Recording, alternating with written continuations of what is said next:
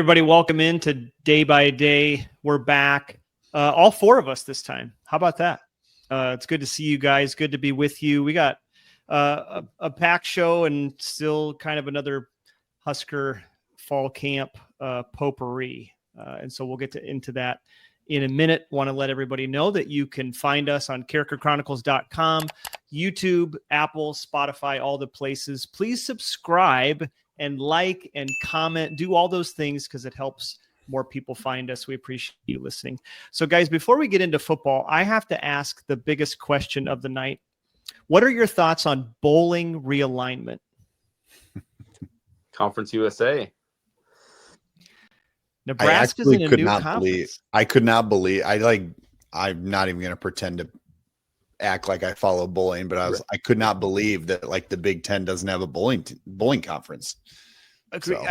So were we not? I mean, so again, no, if you're a bowler, no shade, really respect what you do, because when I go with my kids, if I hit 125, I'm really excited. It's a really hard sport. I get that, but I didn't know. Were we not in a conference? I don't know, but I'm with Mike. I'm really surprised that the Big Ten doesn't have a conference, because it feels like of all conferences, that would be a Big Ten thing to do. Purdue, their football uniforms look like every bowling uniform I've ever seen. So 100%. Here's my weather, take. It's like a Midwestern. It's a It Midwestern is. sport too. Yeah. Here's my take. All the big TV deals are ruining conference realignment for bowling, and I think we need to get away from it. So bring back the traditional rivalries for bowling. Yeah. So do we have a rival? I don't know anything about it. I'm not even going to pretend to know. Did you guys see, though? Did you see? Mike, you could Reddit this really quickly. Did you guys see? I got to put on my glasses. Did you guys see who is in this league? Who's in Conference USA bowling? Do you know? No. Okay. I'm looking. I don't even know the logos of these teams. So Jacksonville State, looks like maybe Arkansas State, Louisiana Tech, Nebraska, SHU, Sam Houston, but then there's an SH that's orange, Tulane, Wichita State, Wright State, a Y that's red. Maybe that's Youngstown. I don't know. That might be. There's a V, could be Vanderbilt. This is the craziest, most eclectic, weird conglomeration of sports teams to make up a conference. Those I love it. Mostly Southern school, Southeastern Delaware. It's crazy. Wow. Is that Delaware? The blue bird with the yellow beak. Yeah. I'm missing some too. FIU. Wait. Those are just new bowling affiliate members. So we got other teams. Liberty, here. Louisiana Tech. That's crazy. This is Missouri crazy. State, Middle Tennessee. This one doesn't show Nebraska on it yet. So these are the old members or older. New Mexico State, Sam Houston State, Tulane, UTEP, Valpo, Vanderbilt, Wichita State, Western Kentucky, and Youngstown is the Y. What, 2 Power 4 schools? Us and Vanderbilt. I think we should start a little segment each time where we talk bowling. Who knows who's a powerhouse school though in bowl? Let's be honest. Yeah. This might be the SEC of the bowling. I think it is. Who knows? Okay, that's kind of what Troy Dannon said in his press release. It was we're joining the premier bowling conference in America. What's then that NIL like in bowling? I wonder. Can't be great. Rev share. Yeah, 100% based on rev share. All right, we're talking about obscure sports. This one comes up a lot, and I have to ask if you guys are mildly alarmed, because I am. But is anybody mildly alarmed and surprised when we consistently beat Army and Air Rifle? I knew you were going where there. You're going. I knew it. Yep. I think if you beat a military academy in any kind of event that would be used in war, it's a bad thing. It's not. I don't want to win that event. Poll question: are we a blue blood in rifle? Ooh, I think so. I mean, if you take down the military academy, I think so. Like if you beat Navy in rowing, is that a good thing? Yeah. We are then the Navy, right? Well, okay, so I think rowing. It's a water thing. It's a water sport. It is a water thing. Don't you but, want like, your sailors to be the it's best rowers? Also, like, no, They're because more boaters, though. Come on. yeah, I want them to know how to manage the sails better. I just think like rowing. Are there there's a sails on naval ships? There were when we won our independence. It's been a long time. 1776 says yes. Oh my gosh. Oh, If you're tuning boy. in, we've lost. you by- Okay. probably. All right. Okay. Yeah. If you're still listening, we're going to talk about football now. I don't know okay. why I'm here again, but No. Okay. So we're in the second week of fall camp. Yeah. Why did we invite you back? For the big hitting questions. like I said last night, I have to be taking the heat off of Yes. somebody in the comments. Yeah. Okay. So let's talk about just today. At least I have some thoughts. I don't know if you guys do kind of a defensive day here we're recording on what is today, Tuesday. John Butler talked. I enjoy his intensity. And then he just said three simple things. Every great defense does these things. They stop the run, they get after the quarterback, they take the ball away. I felt like Tony White's defenses did the first two well, and just the third one just didn't happen. We just didn't take the ball away. So for you guys, where's your confidence level can Nebraska turn that corner? And can they get 20 takeaways? Can they get 25 takeaways?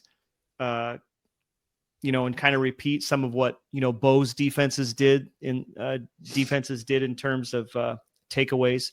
Where are you guys at? Do you think that's something that's actually going to happen this year? That's a tough one. I don't know how you measure it or predict it. How do you flip the switch? Right. Like, is it because of improved athleticism? Is it we got veteran DBs? I mean, that's going to help. I think those guys have been in the system, in the program. You have some continuity with Butler coming over as DC and then being previously being their secondary coach. So I guess it's all about, what emphasis are they putting on it? How are they practicing it?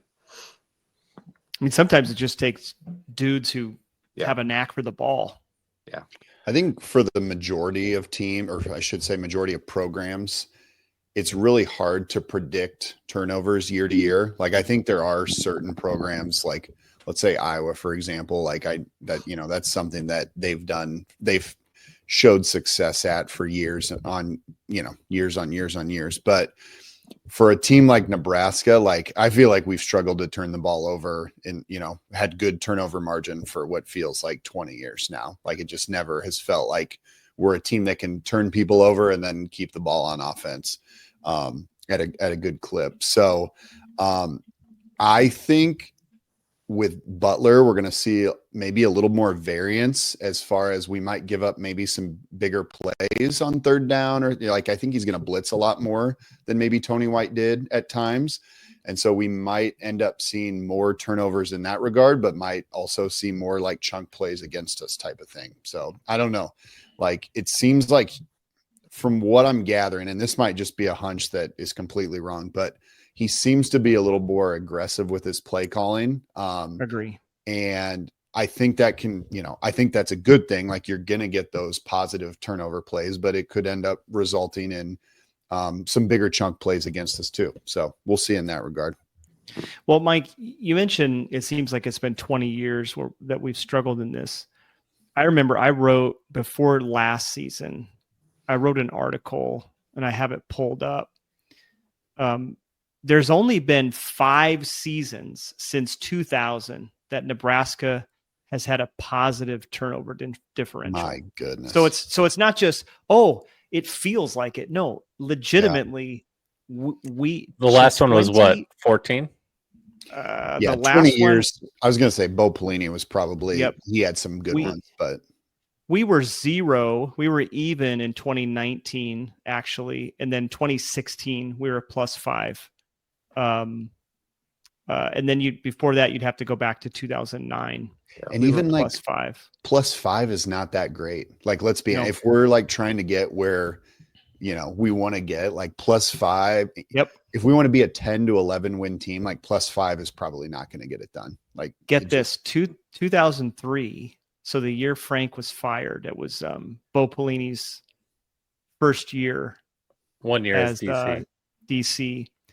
We had 47 takeaways. Jeez. We were plus, get this, guys, we were +23. Wow. And the coach got fired. So I like Butler's emphasis, because this has just kind of been a hobby horse for me for a long time as I've thought about it. And I agree with you, Mike. Like, if Nebraska wants to be I would even say a 9-win team, like, you got to be in that +5 to 7 territory. So I think they're going to force more turnovers for 2 reasons. One, I think you have a schedule of teams that are going to put the ball in the air more, or whether it's spread or things like that. Fumbles are a thing of chance. Like, yeah, you can coach to punch the ball out, but you don't get a ton of fumbles in this version of football that we watch today. So I think Mike's right, though. I think we are going to give up more chunk plays, but I think that it's going to be because a guy went for a ball instead of playing it safe like he has historically.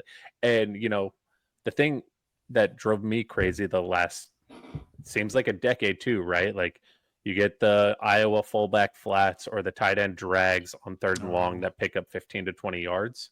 I don't think you're going to see nearly as much as that unless we're in cover 0. Like, and that's where we weren't. We weren't in cover 0. So, like, giving up big plays in the bend but don't break defense is way more infuriating than what I hope to see this year.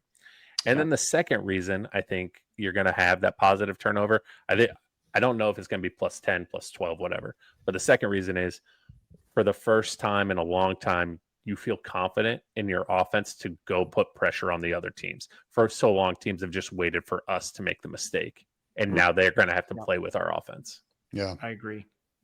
Think about 2 years ago with that. I mean, with that offense, like, what was our turnover margin 2 years ago? First year, Matt Rule. That was -12. I was going to say, -12. We had 22 giveaways, only 10 takeaways. Yeah.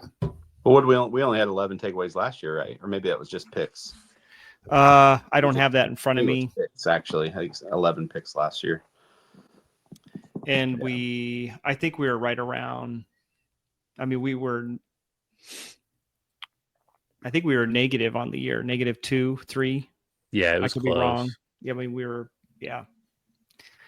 I think it has to change. I do think they're actually going to do a better job putting pressure on the quarterback. And that's something I wanted to ask you guys about. Riley Van Poppel got up to the podium today. He said, we want to surprise everybody. And then even Butler referenced, there's kind of a narrative out there. We're not going to have a great defensive line. It's really because of what they lost, right? Like, they lost 2 guys who were on pro rosters right now. Yep. They lost some other guys to the transfer portal in different schools. But I think what they have in their front 7, 6 is pretty dang good. And I think there's bigger length, better athleticism. I think they're going to get to the quarterback, which will produce turnovers. Curious if you guys agree. Yeah, I know they've said that's the emphasis too. You look back at like the UCLA game last year. Rule has said this as some of those drives that were really prolonged. They were 14-play drives, 15-play drives. Get off the field on 3rd down. It seems like that's an emphasis. And you have the creativity of an NFL coordinator coming in. They're going to design that pass rush. They've also got these Swiss Army knife players that are they jacks, middle linebackers? Are they up on the line? So yeah, it really does look like the length and athleticism is there this year to really maybe even fool some offenses with who you're bringing at the quarterback. Yeah, and I think you have guys that are fitting more natural roles for them this year. the big one is Deshaun Singleton, right? Like he fits that rover role a lot better than I think he does like a true safety position. But then you don't have guys maybe looking to cover up for guys that are playing out of position for whatever reason, like, or a guy that's just weaker based on speed or athleticism. So I think you're going to have more confidence. I'm probably in the minority where I'm actually really confident in the defensive line. I like what they brought in, especially when you kind of slide a guy like McGahee or Shavers into a D-line situation where they're pass rushing specifically. I'm more worried about just overall depth at linebacker than anything. And it's not because they don't have the bodies. It's because a lot of those bodies have struggled to stay healthy. Yeah. Sure. Or are inexperienced. You don't have a ton of experience either. I'm with you, Alex. Javin Wright's been here forever, and I feel like I've seen him play 4 games. Yeah. Right. I'm with you. I think I have supreme confidence in the defensive line. Mike has said this ad nauseum. Yeah. If you have a Matt Rule coach team, you're going to be fine on defense. Especially defensive line. Can this defense keep teams to 18 to 20 points a game? Yes. If you do that, which I'll ask you guys here in a bit about as well, I think you're going to win a lot of games because I think the offense is going to score a little bit more than they did last year. So, yeah, I think our depth, like you guys have talked about it, but our depth at defensive line is great. Like we're in year 2 of Keona Davis. I think people haven't talked about him a lot, but like the flashes that he had last year, Riley Van Poppel got to essentially sit out a year after getting to play a decent amount as a true freshman and showed like, I can still remember him playing. I was at the Illinois game when he played and he was just blowing up so many plays during that game 2 years ago. It feels like he's been at Nebraska for 5 years. Yeah. Right. Even Keona Davis, it feels like he's been here forever. I mean, it's such an odd path for him. He got to play as a freshman essentially, and then sit out his sophomore year. Yeah. And now he's like the guy they're leaning on, and I think he's 100% ready for it. So, people get nervous when you lose guys. Ty and Nash obviously were amazing, but like, no disrespect to them, but they are replaceable. And I think we can replace those guys and maybe even take a step up, Mike, does it seem to you though, like to the fan base, guys like that aren't replaceable just because of our inability to get guys drafted over the last decade and a half? I think that could be a part of it. I think it's also like an emotional connection. Those guys have played for so long in the program. Like they're so used to those guys being there. And then once they're gone, it's like Ty was a high draft pick. He was but Nash went undrafted. Okay. And that's not to say like he had a bad career. He did phenomenal at Nebraska, but sometimes we act like we lost like 1st round draft picks. And it's like, you know what, these guys can be replaced. And some of the guys behind them might even have a higher ceiling than them. Yep. Like you just never know. I think Keona Davis, for example, like has the build and like motor to be legitimately a high draft pick, like the way he plays. So Williams Nwerny with I was going to say 100%. That's a guy that's not even being talked about. Like 100%. Cam Lenhart, who I think is going to have a big bounce back. Judy is like been in the program now from a few years. He's a lot bigger. 7 years. So it's like, agree. I think sometimes there is that emotional connection. Like I've seen this guy play for 3 years. It's like, it's okay. Like they're set up. It happens every year when the season ends and the transfer portal season opens, right? And people are entering the transfer portal and fans are freaking out. Some of you are listening, you're freaking out because guys, that was like guys enter the portal. It's like, oh, who do we have left? And it's like, again, you don't know the whole story. There's probably a reason why that guy entered the portal. Some of those guys are told to. That's what I'm getting at. Yeah, not necessarily Nebraska, because I know Matt Rule says he doesn't do that, but he has told some people it's time to go. You don't think they told Jeff Sims it's probably best that you enter the portal? Oh, they definitely did. I told Jeff Sims that. I did too. But no, I just think that emotional connection piece, I think, is key. Yeah. And to be honest, like I feel it, like I loved watching Nash and Ty play last year. Like they were great, and they like shut down the run game on virtually everybody. But like I think there's some guys behind them that even add like more of a pass rush piece, or are a little bit more athletic and versatile side to side. So we'll see. Like just because you lose a guy does not always mean you're going to take a step back. Like, I agree. There's dudes all over the country that sit behind guys for a year or two and then blow up the moment they get playing time. So agree. And I don't want to like you, Mike, I don't want to take the shine away from those two, but them and a couple other guys that played on defense last year probably at a different program lose their job based off of some of the mistakes that they were making, and not necessarily Ty and Nash specifically, right? But like there is something to be said about, Matt Rule being loyal to those seniors for coming back an extra year. Ty plays no matter what, right? And so does Nash. But some of those guys behind him get more reps next year if it wasn't so much about the trust factor and, honoring the seniors. Yeah. That's good. Okay, this is a good segue for this question. Not just looking at the defense, but offense too, just the whole team.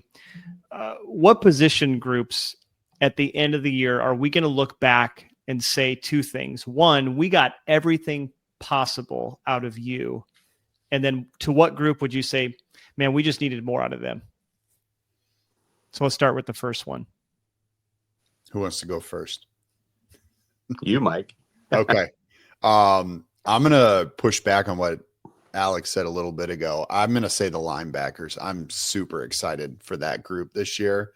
As long as they stay healthy, and like Shavers last year, it seemed like he played just fine as a true freshman. I'm super excited about adding Marquise Watson-Trent, Sun Belt Player of the Year.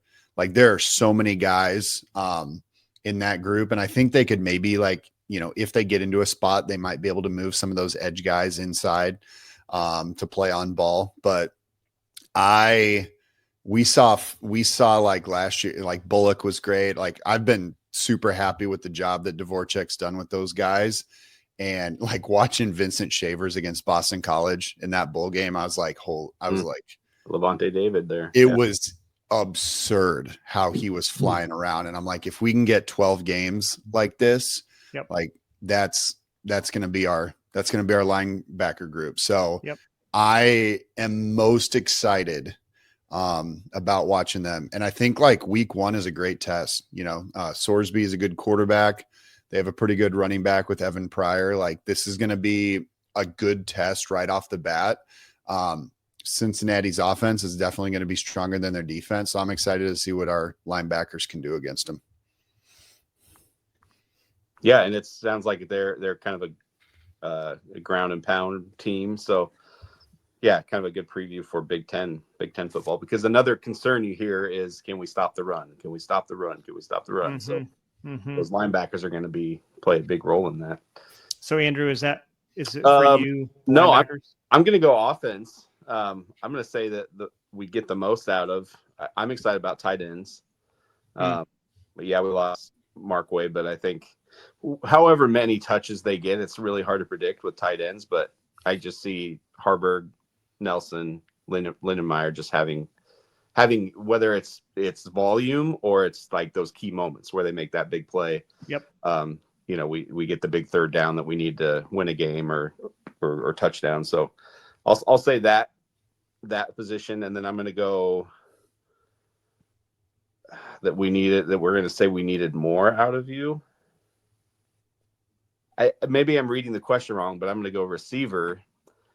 Based on last year, I think there was a ton of hype with the receivers we got, and I think we answered. We could have said this, our receiver question. No, you're reading it right. Yep. There's a lot of bodies, but there's going to be a guy or two that right now we're all hyped about that really may not show up. So I'll say that. That's good. So I was originally going to say wide receiver for position group that we're going to say we got everything out of, because I think you have the right guy coaching that room and you have the right leadership in there. But I'm gonna flip it, and I'm gonna go to a unit versus a room. I'm gonna say punt return because for once in a very long time we're gonna have a net positive there. Yeah. I love Ja'Cory Barney saying he's going to lead the conference or nation. the nation in punt return yards. I love hearing that. Tired of watching Santino Panico reincarnated back there. And That'd be another- Eckler is going to give the green light to go catch that ball and run with it too. Yeah. You can tell like Eckler has pumped some belief into him just by saying that. Like, and I think that's part of it. Like, it was very evident last year our special teams was discombobulated, and they also didn't believe in what they were doing out there. No. So No. Yeah. I really like that answer. I mean, you guys know Andrew and Mike. I've been talking about special teams. That's kind of, for me, that's kind of the X factor for the year. It's where you steal yards. It's where you steal points. It's where you can change a game. You know, imagine having a competent offense and a competent special teams. For me, I think, we got everything possible out of you. I'm actually going to say it's the offensive line. I really like the way our offensive line is coming together, and I think it's going to take a lot of pressure off Dylan because I think the run game is going to be okay. I think the other side of that is we needed more out of it was the running back room, not because of maybe some of the reasons you guys might think. I just think what we're going to find by the end of the year is behind Emmett. I could see us getting to game 5 or 6 before we have a real clear-cut number 2. And for those of us who want success early, we might say, man, that's just a little too little too late. Emmett Johnson's still only a junior, so he's going to be back next year, barring an incredible year, and he declares for the NFL draft. So I think next year is the year we might look to and say to that running back room, man, we got everything possible out of you because you're going to have some true freshmen who have playing experience, but it's just not going to come until week 6, 7, 8. Like hearing some good things about Connor Booth. That's great. He was playing high school football in Millard at this point last year, right? Like, so it's going to be a while before he can adjust to the speed of the game. So, doesn't mean I don't think Emmett will have a great year. I think they have some good options back there. And Mike, I know you have opinions about the running back room because they moved Mosey over. And so I'm curious if you've kind of changed your tune or if you still feel like, oh man, they're kind of sounding the alarm by moving him. I think that his move I should clarify like kind of what my thoughts are. Like, I think his move to that room makes sense. Like, I think he has the build for it. I don't think this is like a completely like sound the alarm, we are screwed situation. Like it makes sense. And I had a lot of people reply, and I sent out a tweet about Mosey, like, well, he said that he wanted to move. Well, it's like, of course he did. Like, he saw an opportunity. He wants to play. He wants to play. Like, of course he's going to say that. Yep. Sometime, like, I'm more upset at, let's say the coaching staff for having to put a 18-year-old kid in that situation that he wants to move to that room because it's, not in shambles, but it's, we're silently setting off the alarm. So I don't know. I'm nervous about, my biggest concern, though, the one that I'm still the most anxious about is going to be the secondary. I'm always nervous about the secondary and felt like last year was a really bad year for him. And I hope we can take a step up. But I think running back is up there for me too. Like, there's we're talking about a lot of true freshmen as like guys that we might be relying on here at some point in the year.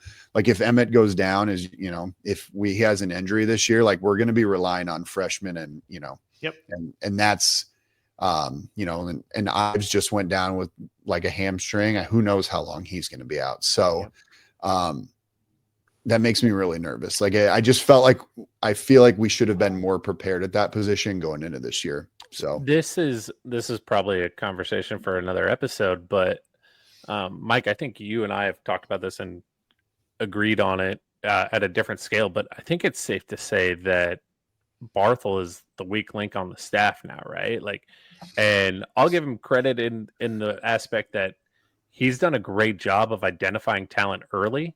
He just hasn't closed the deal on some of that talent, like high level talent. Yeah, I mean, I can get behind that. Yeah, I don't. You know what? Like, we're not in the recruiting, conversations about who they're targeting, but it felt like of all the positions that we have to put the like Band-Aid on it and to patch it up for a year, like running back was the one to do that this past off season. They went after the North Dakota State kid and we're in his final 2. Like, to me, it was either nail that kid or go find somebody else and maybe you hit like a jackpot on them. You know what I mean? And you hit the lottery and you find a good talent type of thing. But like, to not get anybody from the portal for running back, I was personally not a big fan of. Maybe they just love, I know we're rabbit trailing here running back, but I was listening to Damon Benning and Ravi the other morning. They're recapping the 1890 practice the other night. And a caller calls in. He goes, if today was game day, he goes, I'm convinced Mekhi Nelson would be the starting running back. And they were like almost in agreement with it. They were like, oh, he looked good. I'm telling you, he's good. So I don't know. There feels like some weird hype that like we don't know about this guy, but maybe coaches know something we don't. Yeah. Maybe he'll be amazing. He's not start over Emmett. There's no way. But no. And that's great. And if that happens, like, I'm going to be the first one to applaud Mekhi Nelson. It's like, I'm not like against the players in that room. Like, it doesn't feel like it's on solid ground. It feels like it's missing positions. You could have gone and got like another Dowdell to be the backup. There you go. And that's the thing. We won't know. And I would argue we probably won't know in the first 3 weeks. Maybe we'll know against Cincinnati, but their defense isn't anything special. Then you're not going to find out against Akron. You're not going to find out against Houston Baptist or Houston Christian or whatever their school is. You'll find out against Michigan. Can these freshmen play? Because they're going to play. Emmett's not going to play every snap, but it's going to take some time. And I hope we're delightfully surprised. It just feels like, and I go back to Frost's first year and maybe even a little under Riley. It just feels like that room has been mismanaged by every staff. Like, I go back to Frost's first year. Like, it took 4 games for Ozigbo and a transfer midseason for Ozigbo to become the starter. Yeah. And it's the position that has the worst shelf life out of all. Like, how many running backs play all 12 games? Not very many. Like, it's to think that Emmett Johnson is going to play all 12 games this year is just not realistic. He's going to probably miss 1. Hopefully that's it. Like, guys just miss time at running back. It's an absolutely brutal position to play. And, but what helps increase that shelf life? Running up the score in the games that you're supposed to, so you can get them off the field. There you go. And not scoring the whole second half against UTEP. Yeah. Ja'Cory Barney catching 10-yard passes and turning them into 30. Yeah. That get off run the game. field. But, yeah. Okay. Another question I have for you guys. Answer cannot be Dylan. Who would be your one X factor for the year? Player, not a position group this time, not a unit. If you had to pick, here's one player that I think could be an X factor, and you can interpret that however you'd like. Who is it? John Hole. Ooh, heyo. Really? A lot of special teams for you tonight. Okay. Yeah, I think the Ohio State game gave him the confidence, but I gave the fan base the confidence that we can go out and kick field goals again. So you don't think Cunanan from Cal's gonna usurp him and be the starting kicker? Okay, if he does, then I'll go with him. You go with him. I think it's going to be the kicker, is what you're saying. But I think John Hole wins out. Okay. Or he's the long field goal specialist, and I just think he's going to hit a big one. And Big Ten crew said expect close games, right? So I think that's where your X factor is going to have to come in. So Honorable for me, mention would have been the 2-footed punter. Well, I would say for me, it's Archie. It's the punter. We have a punter. We have 2 punters in one body. Think about that. Take that, Iowa. Take that, Iowa. We have 2 punters in one body. So for me, it's the punter. I hope the guy never plays. No offense, Archie. But I hope you never play. But you're going to be the X factor. I want to see him do like a spinning punt on a fake out one time. Right. Spin back to your left and kick with your left foot. I want to see a 2-footed punt. Just kick it with both legs at the same time. How about facing backwards and kicking over his back? Yeah. I want to see some trick plays on special teams. Yeah, this year. trick. I do. I want like the old TCU guy laying down in the end zone for the throwback across. Yes. Oh my gosh. All right, Mike or Andrew, you got an X Go ahead, factor. Mike. And I'm serious about the punter too. I'm thrilled that we have a punter. So I thought a lot about this question when you posted it.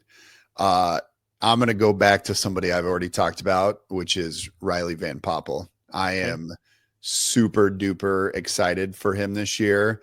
We've talked about, the loss of 2 good players inside on the defensive line, and we need him to step up in a big way. And I absolutely think he's going to do that. So I'm super excited. He's going to be one player that, after I go back and rewatch the first game, like I'm just going to watch him and just I just want to see what he did all night. Yep. So, all right, I'm going other line. I'm going to go Rocco Spindler. I think obviously just coming out of a national championship last year, it also it feels like he's kind of taken on appearance, national championship appearance. Yes, appearance. Not to me. Yes. We understood what you said, but just to be clear, it feels like he's taken on sort of the leadership role on that line. Being the center glue guy, or is he going to be the center? I think he's playing right guard, right? Right guard. Yeah. He's still the vocal leader of that line. Yeah. Yeah. Just a tone setter. So, and there's a lot of talk even today. Butler mentioned that line. It's not my job to talk them up, but he made some comment. You don't feel like Butler doesn't strike you as the guy that's going to kind of blow smoke. So, yeah. It feels like they haven't had that leader that Rocco is for a long time in that room. It kind of felt to me that we might have had it with Turner Corcoran for a bit, and then like his play deteriorated, and then it fell off. Like I thought he was going to be what Rocco Spindler was for that room. Sure. Yeah, I really did. I think Rocco is going to add a lot. I think you're going to look back at the end of the year and, you're going to look at those how many transfers we have. I think he's going to be one that stands out. He's going to say he bought into the culture. He bought into who Nebraska is. What a blessing that he wanted to make Nebraska better. He doesn't owe us anything. He didn't grow up here. Really no connection to the program, to the university. But he's all in, man. And I think he is going, you're going to look back and go, if this offensive line performs well, which I think they will, it's going to be because Rocco Spindler decided to come here. Yeah. I like the anchor they bring. Can I ask you guys another offensive line question? Yep. Sure. Over under 99% chance that Elijah Pritchett is the starting left tackle for Nebraska this year. Over under at 99.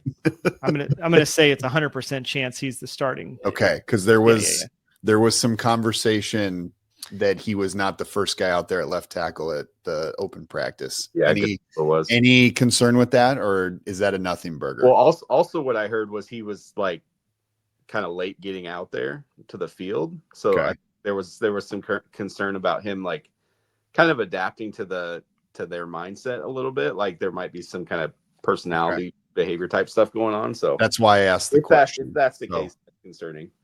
You could be the last out for a lot of reasons. Yeah, who knows? Nothing for you guys. Trainer screwed up taping his ankles. Tape. Man, I got to go to the bathroom. Man, I got to keep talking to coach. I mean, who knows? It could be all kinds of stuff. I mean, we're talking about practice. Andrew, we're talking about practice. He's $1 million tackle from Alabama. Like maybe he's taken after CJ Carr at, I don't know if you guys saw the Notre Dame clip, but Notre Dame's new quarterback warms up by himself while the rest of the team stretches. So I don't think I didn't see that. I thought that was I'm like, oh boy, here we go. Yeah. How you doing that at Notre Dame? You said. Uh-huh. That's And gutsy. he's like, people think he's like the slotted starter, but some fans actually like the other guy. I forget the other kid's name, but I'm like, seems like a pretty ballsy thing to do. Interesting. No, I would say it's got to be 100% that he's going to start. Okay. And again, I think I would be fine with Gunnar Gatula starting as well. Like I would feel good about that. I've heard Pritchett's only a over to junior, right? I mean, he's potentially kind of a one and done. People are saying, right? Go to the NFL. Yeah. So we'll see. I don't know. He won't go to the NFL if he doesn't play. Hey, the way too early mock drafts in January had him as a first round draft pick. I saw that. Yeah, I mean, I don't see a world where he's not the starter, barring injury, right? And I was in that boat, and I still think I am in that boat, but I just, the only thing that gives me hesitation. Did he play left at Bama last year too? No, he played right. Okay. He got moved to right tackle. Yeah. Okay. So that was going to be my caveat is he actually going to end up being the right starting tackle? But I think they paid him too much money to play right tackle, but that's just kind of what I'm thinking. I heard, I think it was Sipple brought up that there's a chance we see Gunnar move to right eventually. And you got Gunnar and Pritchett kind of anchored both. Interesting. Have we talked about like my hatred of lefty quarterbacks because of how tackles are wired? No. I hate left-handed quarterbacks because guys they throw funny, right? Well, Mike? that too. They shoot basketballs. Mike's funny a lefty. too. Mike, you're lefty, right? No, I'm not. No, you're. Oh, I thought you were left-handed. Maybe we didn't talk. I thought we talked about this. No. Oh no. Well, forgive me for making fun. As a former college pitcher, I wish I was a lefty. But yes, okay. All right. No. They do throw funny though. They all throw funny. So Alex is out on Dylan Raiola. You heard it here. Okay. That'll be the headline. Yeah, if you grew up playing left tackle your whole life, you're beat into your brain to protect the quarterback's blind side, and now all of a sudden you have to become a run first tackle. Yep. Yeah. That's tough. And I was a Mike Stunts fan. I wanted them to play Mike Stunts more. He threw funny. He did throw funny. Steve Young's in the Hall of Fame, and he throws funny. Fair point. Tua throws funny. All the left-handed quarterbacks throw funny, but a baseball pitcher does not. Well, they throw funny.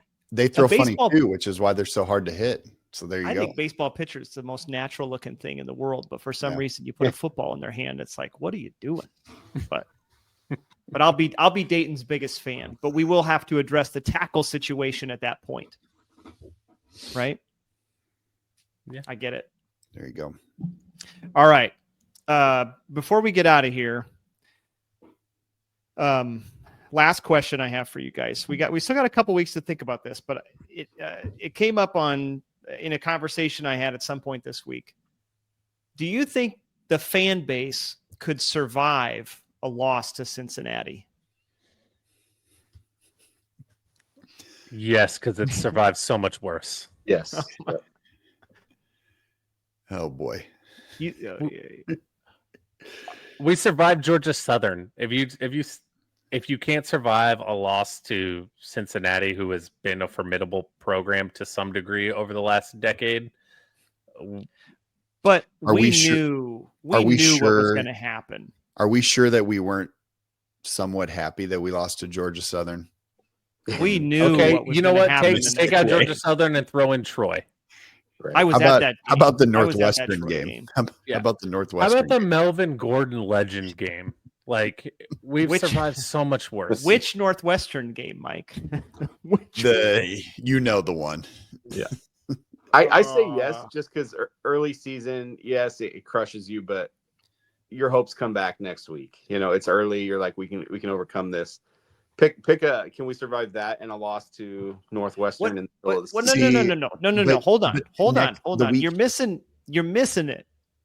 Can we No. survive? Yeah, Nebraska's the team is going to come out and Rule's going to say all the right things. Going to be like, hey, we didn't get it done, yada yada. We're going to come out next week and they're probably going to cream Akron, right? They're going to probably score a billion points. Can we survive it?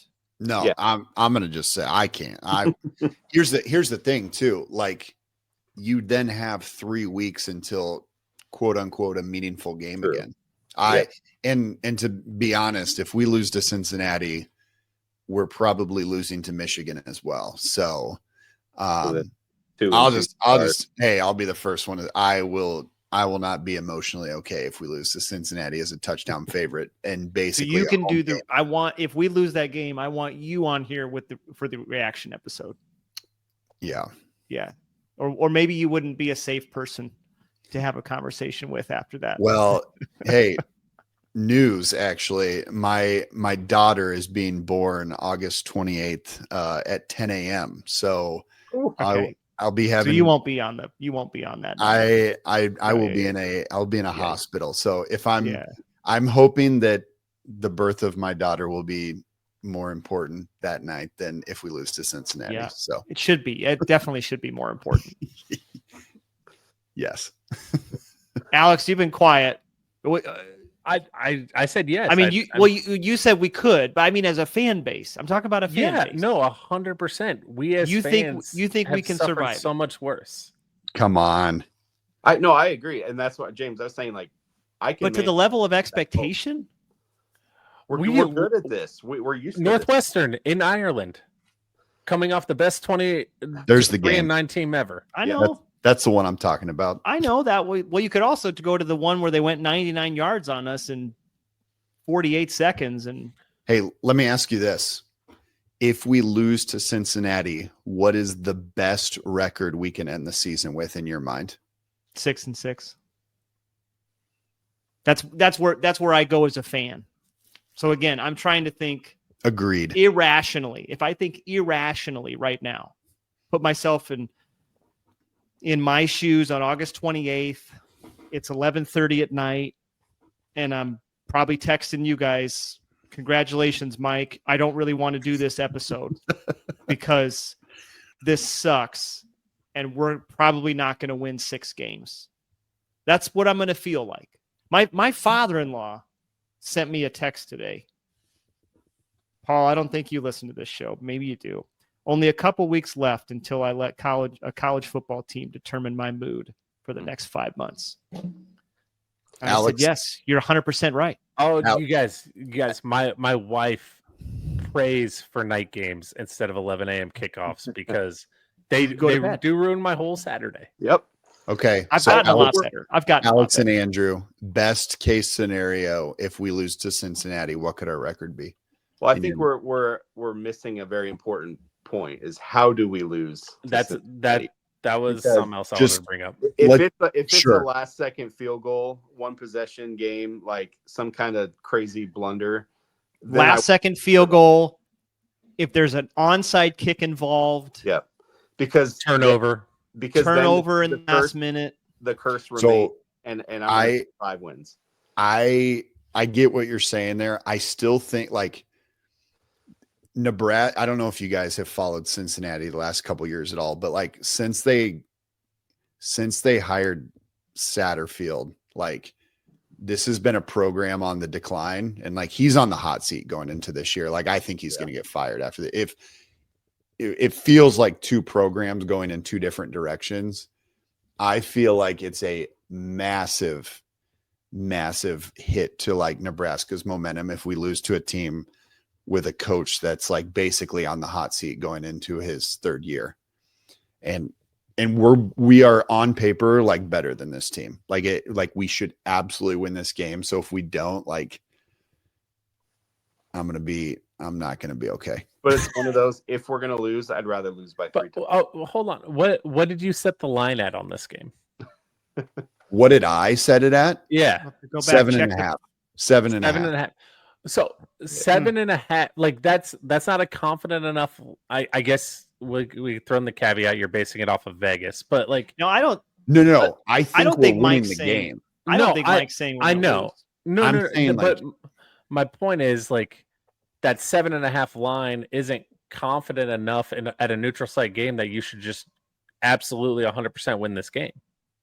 But I'm thinking, like, I'm going to be honest. I think we should cover the game. Like I think we should win by 10 to 14 points against this team. So let's say we squeak out a field goal win. Like I might have some things to gripe about the win. Like I think this is a team that won, I believe, 5 games in the Big 12 last year. Like we're not talking about a powerhouse like they're not. This isn't a great Power 4 team. So for what it's worth, I mean, I think Nebraska is actually going to beat them by a few touchdowns. I wouldn't be surprised if Nebraska won by 17 to 20 points. Based on all the things you're saying, Mike, which is why if we lose, that's what I'm saying. I would become undone. Yeah. I would be like, let's just get to basketball season. I'm done. But so here, it's weird that you want to go to basketball season, but my pushback on hope springs eternal, Alex. It hasn't started yet. That's why my pushback on, Cincinnati being in a declining environment as a program, like there's a caveat here that creates some level of unknown to every team, and that's the transfer portal, right? Yeah. And so Cincinnati, like, I don't follow them enough, Mike. Maybe I'm wrong, but they could be a totally different team this year. They lost like a couple, I forget exactly. They returned their quarterback, who I consider to be in the top half of quarterbacks in the Big 12. Sorsby is pretty good. They have a couple running backs but their defense is like decimated. Like they're going to have, people are not talking about them being in the picture in the Big 12. Like they're a bot in Vegas odds. They're one of the lower odds to win the conference. Like this is not Arizona State. This is not Utah. This is not K-State. We're not talking about any of these Big 12 teams. Like this is a bottom hat. Like if we were to lose this game, we lost to like a team that's probably gonna lose the majority of their Big 12 games. Like that's what I'm saying. So that's a big, like, it's a big if. I'm not saying it's going to happen, but I think we win this game by double digits, and I hope we do, and we have nothing to worry about then. I think we win by double digits, but I don't think it kills the fan base if we don't. It kills me if we lose. I'm just going to be on record. So maybe I just don't have expectations for this program to show up anymore, and I guess time will tell. There you go. We'll find out August 28th. We will know. Okay, we're going to cut it there. Still got some questions we didn't get to. We can get to them next time. Still got a couple weeks before that fateful August 28th day and the birthday of Mike's second kid. Congrats again, by the way. Congrats, man. Thank you. All right. Well, hey, everybody, thanks for tuning in. We appreciate you. We'll see you next time. Go Big Red.